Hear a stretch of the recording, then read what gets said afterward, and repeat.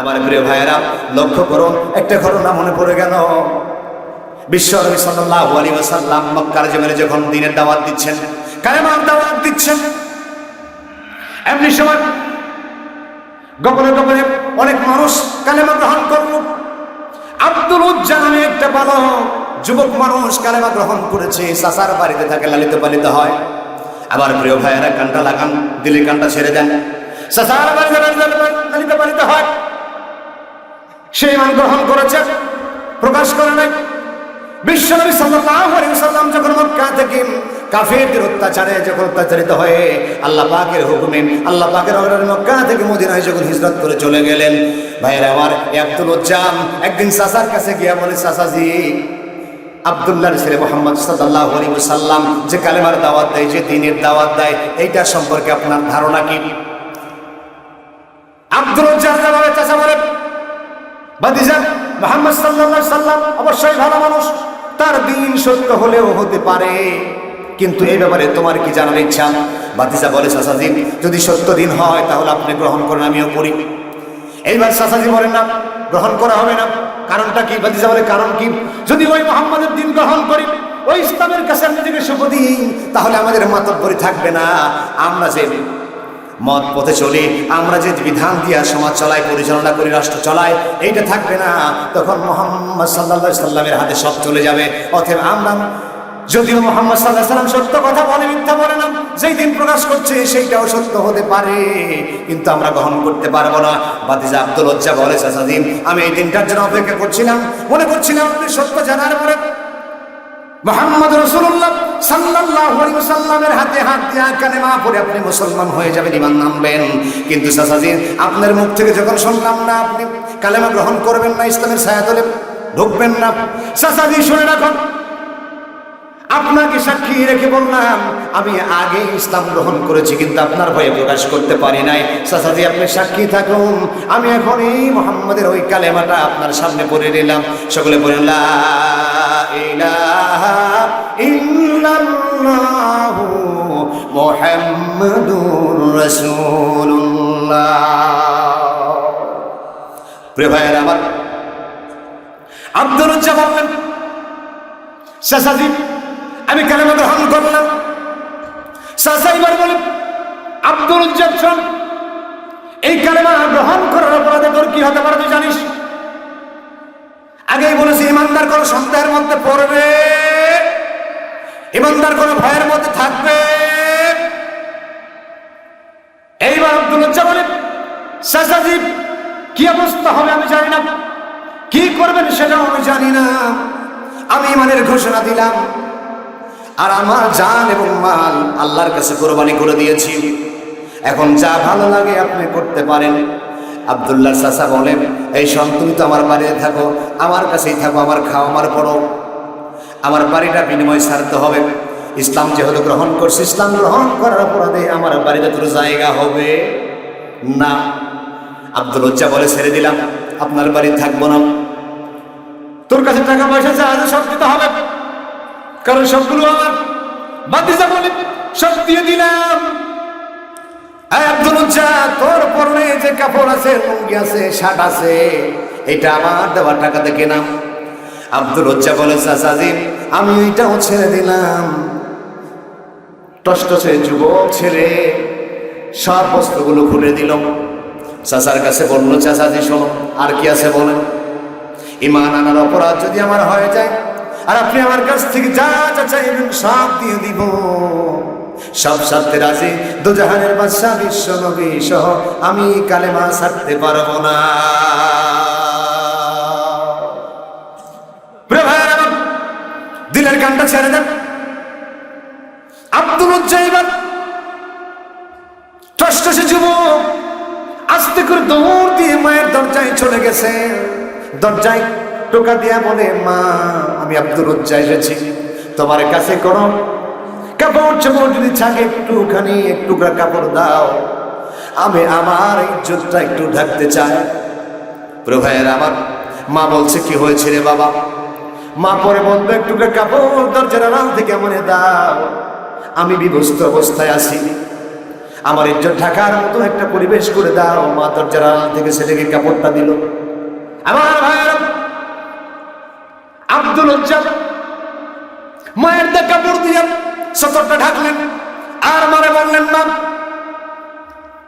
ঈমানের ঘোষণা দেওয়ার কারণে বিশ্বনবী জনাব মুহাম্মদ রাসূলুল্লাহ সাল্লাল্লাহু আলাইহি সাল্লামের পরিমাণ আনার কারণে চাচা আমার বাড়ি থেকে বের করে দিয়েছে। আমার কাছে যা ছিল সব কেড়ে নিয়েছে, এমনকি আমার পরনের কাপড়টা পর্যন্ত আমার কাছ থেকে খুলে নিয়েছে। মাগো, যে অপরাধে আমি অপরাধী হলাম, আমি মক্কার থাকতে চাই না, মক্কায় আর থাকবো না। আমি এখন তো জাহানের বাদশা সরদারে কায়না বিশ্বনবী জনাব মুহাম্মদ রাসূলুল্লাহর সান্নিধ্যে আমি চলে গেলাম। যেই নবী মক্কায় থাকতে পারে নাই, আমিও মক্কায় আর থাকবো না, আমিও মদিনার প্রাণে ছুটে চললাম। সম্মানিত ভাইয়েরা, আব্দুল উজ্জা দীর্ঘ পথ অতিক্রম করে মদিনার প্রান্তরে চলে গেলেন। মসজিদ নববীর সামনে বিশ্বনবী জনাব মুহাম্মদ রাসূলুল্লাহ সাল্লাল্লাহু আলাইহি ওয়াসাল্লাম সাহাবায়ে কেরামদের নিয়ে দিনের প্রয়োজনীয় কথা আলাপ আলোচনা করছিলেন। প্রিয় ভাইয়েরা আমার, একটুখানি শুনুন। আব্দুল উজ্জা উস্কো খুস্কো দীর্ঘ পথ অতিক্রম করার কারণে শরীরটা একটু নাজাহাল হয়েছে। প্রিয় ভাইয়েরা আমার, পাগলের মতো গিয়া বিশ্বনবীর দরবারে উপস্থিত হলেন। বিশ্বনবী চিনতে পারলেন না, বললেন, যুবক তুমি কে? বলে, আপনি আব্দুল উজ্জা, তোমার এই পরিণতি কেন? সব ঘটনাটা খুলে বললেন। প্রিয় ভাইয়েরা আমার, সব খোলার পরে সাহাবায়ে কেরামদের বললেন, ও আমার সাহাবীরা, আব্দুল উজ্জারে আহলে সুফফাদের সাথে থাকার পরিবেশ করে দাও, তার খাবার দাবারের ব্যবস্থা করো, কাপড় চোপড়ের ব্যবস্থা করে দাও। প্রিয় ভাইয়েরা আমার, আব্দুল উজ্জা আহলে সুফফাদের সাথে মসজিদ নববীর পাশে থাকেন, কিন্তু প্রতিদিন নিয়ত রাত্রিবেলা উঠে আব্দুল উজ্জা কোরআনে কারীম একটু জোরে জোরে তেলাওয়াত করে। কথা শুনতেছেন তো? কথা শুনতেছেন তো আমার ভাইয়েরা? আব্দুল উজ্জা রাত্রিবেলা সবাই যখন ঘুমিয়ে যায়, আল্লাহর কোরআনটা একটু জোরে জোরে তেলাওয়াত করে। সাহাবায়ে কেরামদের মধ্যে থেকে অনেকে আহলে সুফফাবাসীদের মধ্যে অনেকেই বিরক্ত হলো, রাসূলের কাছে নালিশ করলেন, ইয়া রাসূলুল্লাহি হাবিবাল্লাহ, ওই যে আব্দুল উজ্জা যে মক্কা থেকে মদিনা এসেছিল, আপনি যার নামটা পরিবর্তন করে দিয়া আব্দুল্লাহ রেখে দিয়েছেন, ওই আব্দুল্লাহ রাত্রিবেলা এত জোরে কোরআনে কারীম তেলাওয়াত করে, যার কারণে আমাদের ঘুমের ডিস্টার্ব হয়, আমাদের খুব কষ্ট লাগে। ইয়া রাসূলুল্লাহ, আপনি যদি একটু দয়া করে মেহেরবানি করে আব্দুল্লাহকে যদি একটু আস্তে আস্তে কোরআন তেলাওয়াত করতে বলতেন, তাহলে আমাদের কষ্ট হতো না।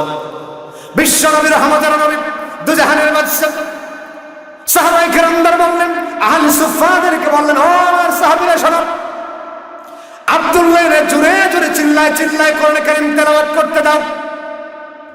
কারণ আব্দুল্লাহ এত চড়া দামে ঈমান এনেছে, এত ঈমান আনার কারণে কষ্ট করেছে, ঈমান আনতে গিয়া পরনের কাপড়টা পর্যন্ত তারে খুলে দিয়ে আসতে হয়েছে। অতএব তাকে চিল্লাতে দাও। প্রিয় ভাইয়েরা আবার, আব্দুল্লাহ এইভাবে রাতের বেলা জোরে জোরে কোরআনে কারীম তেলাওয়াত করে একটা মাসের হঠাৎ করে যুদ্ধের দাবাব বেজে উঠল। তাবুকের যুদ্ধে বিশ্ব সাল্লাল্লাহু আলাইহি সাল্লাম সাহাবায়ে কেরামদের নিয়ে তাবুকের ময়দানে গেলেন। আব্দুল্লাহ তার সাথে গেলেন। বিশ্ব সাল্লাল্লাহু আলাইহি সাল্লাম সাহাবায়ে কেরামদের নিয়ে তাবুকের ময়দানে গেছেন। কাফেররা একথা শুনে আর তাবুকের ময়দানে আসে নাই, বিনা যুদ্ধেই তাবুকের ময়দান জয় হয়ে গেল। জোরে কন্যা সুবহানাল্লাহ। আমার ভাইয়েরা কয়েকদিন সেখানে অবস্থান করলেন। হঠাৎ করে আব্দুল্লাহর কয়েকদিন থেকে জ্বর হওয়ার কারণে তিনি ইন্তেকাল করলেন, দুনিয়া থেকে বিদায় নিয়ে চলে গেলেন। প্রিয় ভাইয়েরা, বিশ্বনবীর কাছে জানানো হলো, নবীজি ওই যে আব্দুল্লাহ, প্রিয় ভাইয়েরা ওই যে আব্দুল্লাহ কয়েকদিন জ্বরের কারণে আজকে রাত্রিতে ইন্তেকাল করেছে। নবীজি বিশ্ব সাল্লাল্লাহু আলাইহি সাল্লাম ইন্তেকালের কথা শুনে তিনি কেঁদে উঠলেন, ডুকরে কেঁদে উঠলেন এবং চোখ দিয়ে দরদর করে পানি বলল। আমার প্রিয় ভাইয়েরা কান্না লাগান। বিশ্বনবী বলেন, সাহাবায়ে কেরামদের বললেন, জানাজার ব্যবস্থা করো। সাহাবায়ে কেরাম আব্দুল্লাহর জানাজার ব্যবস্থা করলেন। বিশ্বনবী নামাজের ইমামতি করলেন। এরপর নিজেই কবরের ভিতর নেমে পড়লেন। হযরত বকর ওমর আব্দুল্লাহর লাশটা নিয়ে কবরের প্রান্তে চলে গেলেন। কবরের পাশে বাতি নিয়ে টিম টিম করে দাঁড়িয়েছিলেন হযরত বিলাল রাদিয়াল্লাহু তাআলা। আর কবরে যিনি দাঁড়িয়ে আছেন রহমতের নবী, বিশ্ব নবী জনাবে মুহাম্মদ রাসূলুল্লাহ। আবার প্রিয় ভাইয়েরা, হযরত আব্দুল্লাহ ইবনে মাসউদ রাদিয়াল্লাহু তাআলা আনহু বলেন, আজকে যদি এই লাশটা আব্দুল্লাহ না হয় আমি আব্দুল্লাহ ইবনে মাসউদের হতো তাহলে কত না ভালো হতো। কারণ বিশ্ব নবী নিজে হাত দিয়া যেই লাশটা কবরে রাখবে তার না কত সৌভাগ্য, যেরকম ঠিক কিনা।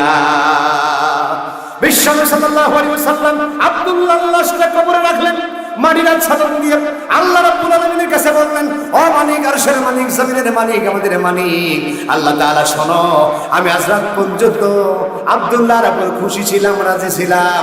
ও মালিক, তুমিও আব্দুল্লাহর উপরে রাজি খুশি হয়ে যাও। আমার ভাইয়েরা, মুমিনদের বৈশিষ্ট্য হলো মুমিনরা ঈমান আনার পরে কোনো সন্দেহের মধ্যে পড়বে না, যেরকম ঠিক কিনা। যখন যে অবস্থা হবে মুমিনরা মাথা পেতে নেবে, প্রয়োজনে জীবন দিতে হতে পারে, প্রয়োজনে ঘর ছাড়তে হতে পারে, প্রয়োজনে ফাঁসির মঞ্চে উঠতে হতে পারে, যেরকম ঠিক কিনা। মুমিনরা কখনো কন্ট্রোল করবে, কারণ মুমিনের জীবন আল্লাহকে দিয়েছে, ঠিক কিনা বলেন? আল্লাহর কাছে বিক্রি করে দিয়েছে। মুমিনরা কখনো ভয় করবে না। ও কানিপুরের ভাইরা, নদরির ভাইরা, কান্না করে শুনুন, মহান আল্লাহ পাক ইমানদারদের লক্ষ্য করে নোটিশ দিয়েছিলেন, মনে আছে তো আপনাদের?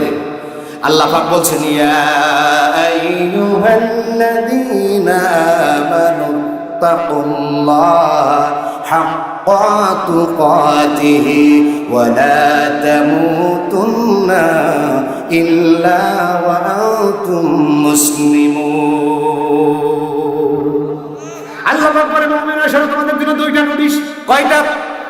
মুমিনের আলোচনা করছিলাম, মুমিন কারা বুঝতে পারছেন তো এবার? এখন আমরা আসি ভাইরা, নোটিশ আল্লাহ পাক কি দিলেন? আল্লাহ রাব্বুল আলামিন নোটিশ আর দিলেন দুইটা। এক নাম্বার নোটিশ আল্লাহ পাক বললেন, ইত্তাকুল্লাহ, ভয় করো কাকে? জীবনের সর্ব অবস্থায় ভয় করব কাকে? কেন ভয় করব? কারণ তিনি আমাদের সব খবর জানে। তিনি আমাদের সব খবর, এই কথা কন না রে ভাই, তিনি আমাদের সব খবর জানেন। প্রিয় ভাইরা, আপনার কোনো গোপন খবর আপনার কোনো যদি বন্ধু প্রতিবেশী জেনে ফেলে, আপনি এমন কাজ করেছেন কেউ দেখেনি, কিন্তু আপনার পাশের প্রতিবেশী অথবা কোনো বন্ধু দেখেছে, আপনি সারা জীবন কিন্তু ওরে ভয়ে ভয়ে চলবেন। কথা কোন ঠিক কিনা? যখনই ওর সাথে কোনো যদি কথা কাটাকাটি হয়, তখনই কিন্তু ওই বন্ধুটা বলবে, এই সাবধান, তোর বাবার কিন্তু কয়া দেবো। কথা কয় না কেন ভাই, বলবে কিনা? ওরা দেখলে আপনার মনে হবে না, এর সাথে লাগা যাবে না, আমার ইনসান ডাউন সব খবর সে জানে। কথা কন, আমার মালিক, আরশের মালিক, জমিনের মালিক, আমাদের মালিক আল্লাহ আমাদের খবর জানে কি জানে না? আল্লাহ রাব্বুল আলামিন বলছেন, ও দুনিয়ার মানুষেরা শোনো, আমি আল্লাহকে ভয় করার কারণ হলো, আমি আল্লাহকে যারা বেশি বেশি ভয় করে, আমি আল্লাহর কাছে ওরাই বেশি দামি, আমি আল্লাহ ওদের বেশি পছন্দ করি, লাইক করি, ভালোবাসি। যেরকম সুবহানাল্লাহ। মহান আল্লাহ পাক বলছেন, ইন্না আকরামাকুম ইনদাল্লাহি আতকাকুম ইন্নাল্লাহা আলিমুন খাবীর। আল্লাহ পাক বলছেন, ও দুনিয়ার মানুষেরা শোনো, আমি আল্লাহর কাছে ওই ব্যক্তি সবচেয়ে রেসপেক্টেড, সবচেয়ে দামি, আমি আল্লাহর কাছে ওই ব্যক্তি বেশি সম্মানিত যে আমি আল্লাহকে বেশি ভয় করে। আর সাবধান সাবধান সাবধান, আল্লাহ পাক বলছেন, ইন্নাল্লাহা আলিমুন খাবীর, আমি আল্লাহ তোমাদের সব খবর আমি আল্লাহ জানি। কথা কন, কথা কন। আল্লাহ বলছে, বান্দা বেশি লাফালাফি করিস না, সব কিন্তু প্রকাশ করে দেব। এ কথা কন না কে? প্রকাশ করে দেবো। আমাদের এমন গোপন খবর আছে বিবি জানে না, আমাদের এমন গোপন খবর আছে সন্তান জানে না, আছে না নাই? আমাদের এমন কাজ আছে, এমন পাপ আছে, এমন কর্ম আছে যা আমাদের বাবা জানে না, স্ত্রী জানে না, প্রতিবেশী জানে না, বন্ধু জানে না, এরকম খবর আছে না নাই? এমন কাজ আপনি করেছেন না করেন নাই? আছে আছে আছে, আপনি না বললে আছে, ঠিক কিনা বলেন? আছে, যেটা আমার মালিকের চোখকে ফাঁকি দেওয়া সম্ভব নয়। প্রিয় ভাইয়েরা আমার, একটুখানি কান দেবেন।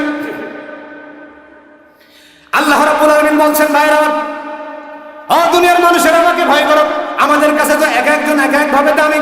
যার টাকা আছে সে আমার কাছে দামি হয়, যে চেহারায় সুন্দর সে আমার কাছে দামি হয়, যার বংশ মর্যাদা ভালো সে আমার কাছে দামি হয়, তাকে পছন্দ করি, বন্ধুত্ব করি, ঠিক কিনা?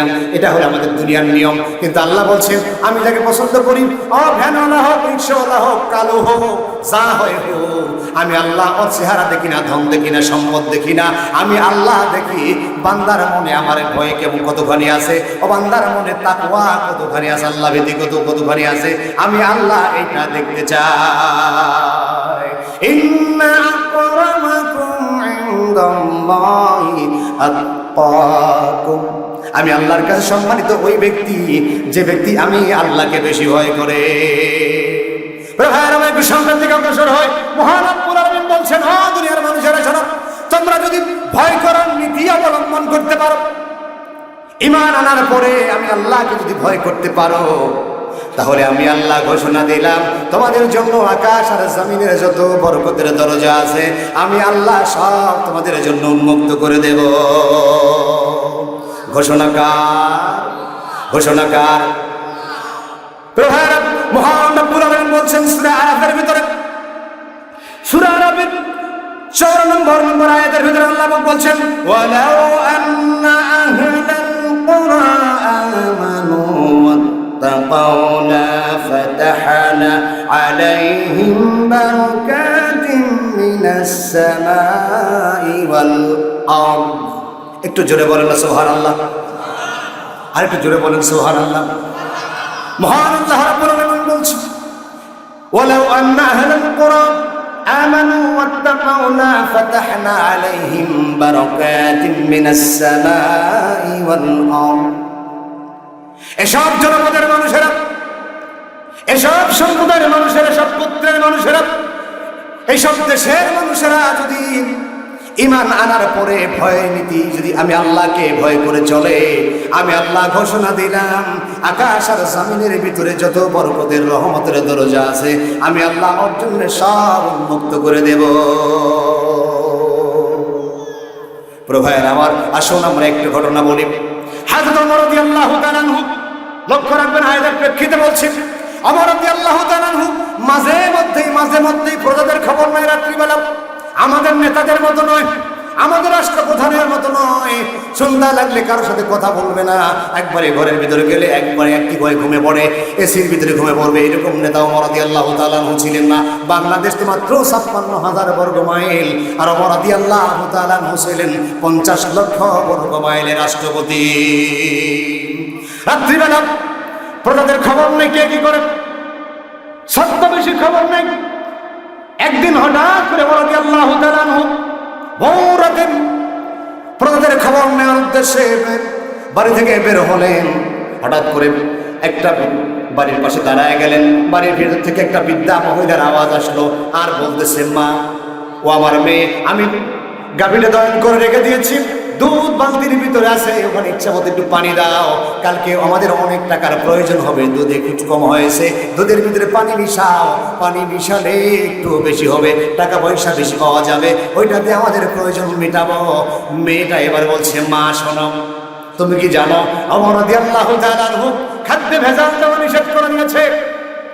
তিনি ফরমান জারি করেছেন ভালো জিনিসের সাথে খারাপ জিনিস মিশ্রণ করা যাবে না, কারণ ওমর রাদিয়াল্লাহু তাআলা আনহু রাজ্যে ফরমান জারি করে দিয়েছে, এটা করা আমার পক্ষে সম্ভব নয়।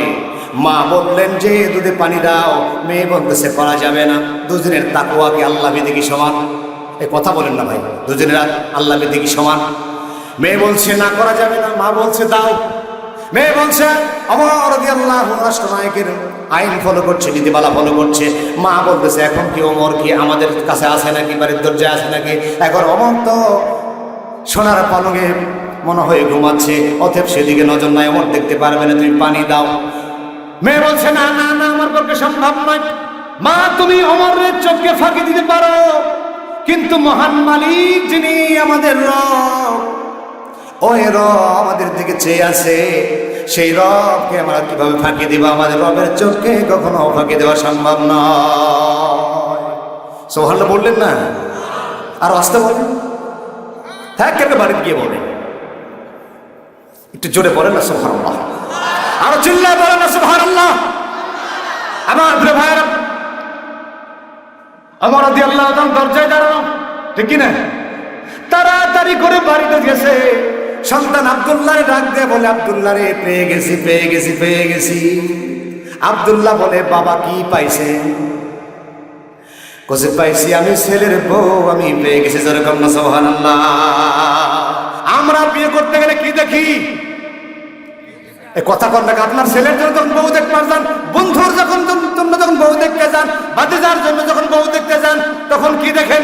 আগেই দেখেন সুন্দর কিনা, একেই ফকফকা কিনা। কথা বলেন কথা বলেন কথা বলেন।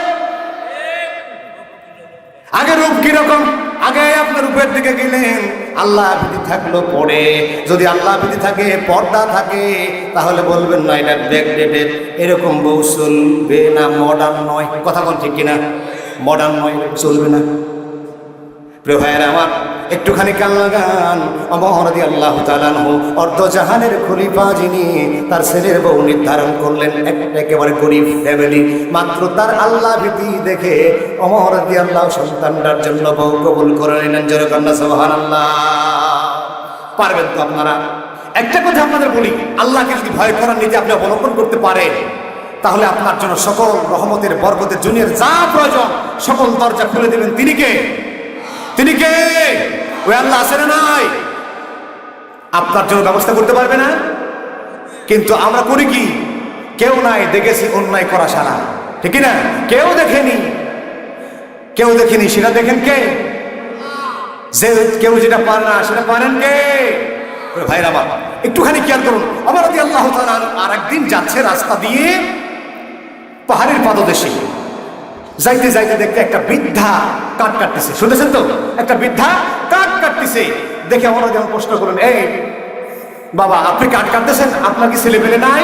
বলতেছে, হ্যাঁ ছেলে পেলে আছে আমার, কিন্তু তারা আমাকে খোঁজ খবর নেয়নি। এরকম লোক আছে না তাই আমাদের সমাজে? 3টা 4টা ছেলে আছে, এরপর বাবা মার খবর নেয় না, ঠিক না? নাকি নাই না? এরকম খবর নেয় না। ভাই আমার বৃদ্ধা বলছে চোখের পানি ছেড়ে দিয়া, ও পথিক আপনাকে চিনলাম না, আমার ছেলে আছে কিন্তু আমার খবর নেয় না। বাধ্য হয়ে নিজের প্রয়োজন মেটানোর জন্য, সংসার চালানোর জন্য আমি কি করলাম? এই কাঠ কেটে বাজারে বিক্রয় করি। ওমর রাদিয়াল্লাহু তাআলা বলছেন, ঠিক আছে আসো, আমার সাথে আসো, তোমার প্রয়োজন মেটাবো, আজ থেকে তোমাকে আর কাঠ কাটতে হবে না। প্রিয় ভাইয়ের আমার, ওমর রাদিয়াল্লাহু তাআলার সাথে সাথে বৃদ্ধকে নিয়ে আসতেছেন। নিয়ে আসতে আসতে দেখলেন এক জায়গাতে একটা বড় সোনার এরকম কি বার পড়ে আছে, সোনার বার পড়ে আছে। তো ওমর রাদিয়াল্লাহু তাআলা সেইটা তুলে বৃদ্ধা লোকটার হাতে তুলে দিলেন।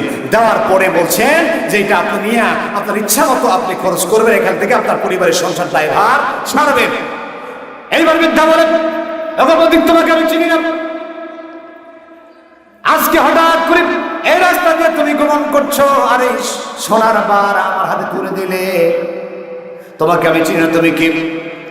কিন্তু হঠাৎ করে তুমি দেখলে এটা নিয়ে আমার পক্ষে সম্ভব নয়। কারণ হলো এইটা রাষ্ট্রের সম্পদ, এটা ব্যক্তিগতভাবে আমি কুক্ষিগত করতে পারি না, এটা আমার নিজের বলে চালিয়ে দিতে পারি না। তুমি আজকে তো দেখেছো এই দিক দিয়ে একদিন যাওয়ার পথে একদিন দেখেছো, কিন্তু আমি প্রতিদিন এই রাস্তা দিয়ে গমন করি, এই সোনার বারটা ওখানে পড়ে থাকে, কিন্তু আমার ঈমান মনে কোনোদিন আমি ওটারে হাত দিয়ে নাড়ি না। আমার ভাইরা তাকওয়া দেখেন, যে কথা বললাম, আপনি তো ভয় করে চলতে পারেন, আল্লাহর পক্ষ থেকে আপনার কাছে রিজিকের দরজাগুলো আল্লাহ পাক খুলে দেবেন। রে ভাইরা আমার, ওমর রাদিয়াল্লাহু তাআলা আনহু বৃদ্ধার কাছে এবার নিজের পরিচয় দিলেন, আমি হলাম অর্ধজাহানের খলিফা, মুসলিম জাহানের খলিফা ওমর রাদিয়াল্লাহু তাআলা আনহু। এইটা রাষ্ট্রীয় সম্পদ, এইটা আমি আমার প্রজার জন্য ব্যবহার করতে পারবো। ও বৃদ্ধা, এইটা তোমাকে আমি দিয়ে দিলাম, মন খারাপ করো না, তুমি বাড়িতে নিয়ে যাও, এইটা দিয়ে তোমার প্রয়োজন সব তুমি মিটায় না। আমার ভাই, আল্লাহ রাব্বুল আলামিন বলছেন, ওয়ালাউ আন্না আহলাল কুরা আমানু ওয়াত্তাকাউ লা ফাতাহনা আলাইহিম বারাকাতিন মিনাস সামাই ওয়াল আরদ। আল্লাহু আকবার বলেন। আল্লাহ রাব্বুল আলামিন বলে দিলেন, দুনিয়ার মানুষেরা যদি ভয়ের নীতি অবলম্বন করতে পারে, আমি আল্লাহর পক্ষ থেকে তাদের জন্য রহমত বরকতের দরজাগুলো আমি আল্লাহ নিজে হাতে দায়িত্ব নিয়ে খুলে দেব। ভাইরা, বিদ্যাটা দেখলেন, ওই সোনার পাটটা প্রতিদিন দেখে কিন্তু নেয় না, কিন্তু তার তাকওয়া দেখেন। আর আমরা রাস্তা দিয়ে যদি যাই, যদি 20 টাকা পড়ে থাকে, শটাং করে পকেটে তুলে নেই। কথা বল ঠিক কিনা? আর যদি 1000 টাকা পাই তাহলে তো কথাই নাই, আর যদি 20,000 টাকা পাই তাহলে তো কথাই নাই। এরপরেও ব্যাংক লুট, বাড়ি লুট ডাকাতি হয় কি হয় না, বিদেশে টাকা পাচার হয় কি হয় না, রাষ্ট্রীয় সম্পদ নিজে বলে চালিয়ে নিল। আমার আল্লাহ দেখেছেন না দেখেন না? কথা কর, কথা কর, কথা কর। রাষ্ট্রের মালিক হলে চেয়ারম্যান গরিবের গুলো মারে, এমপি গরিবের গুলো মারে, বড় লোকের মারে, রাস্তার মারে, কাবি খা মারে। এ কথা কন না কেন? কাবি খা মারে, টায়ার মারে, রড মারে, বাঁশ মারে, সিমেন্ট মারে, ঠিক কিনা? মারে মারে সবগুলো বিদেশে পাচার করে দিয়া বেগম পাড়ায় বাড়ি নির্মাণ করে। এরকম নেতা আমাদের দেশে তো নাই। কথা কন, কথা কন, কথা কন। আছে আছে রে ভাইয়ের আমার, থাকলে ওরকম নেতার পিছনে স্লোগান দেওয়া যাবে না। আগামীর দেশ হবে বাংলাদেশ, কোরআনের দেশ, ধরে কোন ঠিক কিনা? আগামীর দেশ হবে কোরআনের দেশ, আগামীর দেশ হবে আলেম ওলামার দেশ, ঠিক কিনা জোরে বলেন। ভাইয়ের আমার আসুন আমি আলোচনা শেষ করছি। কারণ হলো এদেশে দিন দিন মাদ্রাসার সংখ্যা বাড়ছে না কমছে? বাড়ছে। ইমানদারের সংখ্যা বাড়ছে না কমছে? আগামীর দেশ ইনশাআল্লাহ হবে কোরআনের দেশ, টুপিওয়ালার দেশ, দাড়িওয়ালার দেশ, জোরে কোন ঠিক কিনা? লিল্লাহে তাকবীর, লিল্লাহে তাকবীর। প্রধান মেহমানের আগমন কানীপুরের পক্ষ থেকে, কানুপুরের পক্ষ থেকে লিল্লাহে তাকবীর। প্রিয় ভাইরা আমার, আপনাদের সামনে আমি ইমানদারদের জন্য আল্লাহ পাকের পক্ষ থেকে নোটিশ ছিল কয়টা? 2টা। 1 নাম্বার নোটিশ, আল্লাহকে ভয় করো। কাকে ভয় করো? 2 নাম্বার হলো মুসলিম না হয়ে মৃত্যুবরণ করো না। তার মানে ইমানদার হলেই মুসলিম হওয়া যায়, ইমানদার হলেই মুসলিম হওয়া যায় না, মুসলিম হতে হয়, ঠিক কিনা? প্রিয় ভাইরা, ওদিকে যেতে পারলাম না, দুঃখিত। যদি কোনোদিন আল্লাহ পাক সময় দেয় আবার আপনাদের সামনে এ বিষয়ে আলোচনা করা যাবে। আমার আলোচনার মাধ্যমে যদি আপনার কষ্ট পেয়ে থাকেন, মেহেরবানি করে ক্ষমা করে দেবেন, দিবেন তো ইনশাআল্লাহ? আপনাদের কষ্ট দেওয়ার জন্য কিছু বলি নাই ভাই, মেহেরবানি করে আমি আপনাদের কাছে দোয়া দরখাস্ত কামনা করছি যে আল্লাহ পাক যেন আমাকে দিনের জন্য কবুল করেন এবং আপনাদেরকেও যেন ইমানি চেতনায় উদ্বুদ্ধ করেন। আল্লাহ পাক দ্বীনের প্রতি কবুল করে এই মাহফিলকে আল্লাহ পাক কবুল করুন এবং মাদ্রাসাতে কবুল করুন, এই মাদ্রাসার হুজুরদের কবুল করুন। মাদ্রাসার সভাপতি যিনি, তিনি আমার অত্যন্ত শ্রদ্ধাভাজন মোসাদ্দেক আলী ভাই, আমার অত্যন্ত কাছের মানুষ। তার দাওয়াতে আপনাদের সামনে দুটো কথা বলতে পারলাম, এই জন্য তাকে অন্তরের অন্তঃস্থল থেকে শুভকামনা এবং দোয়া করছি আল্লাহ পাক এই মাদ্রাসার খেদমত তার জন্য কবুল আর মঞ্জুর করুন, আমিন।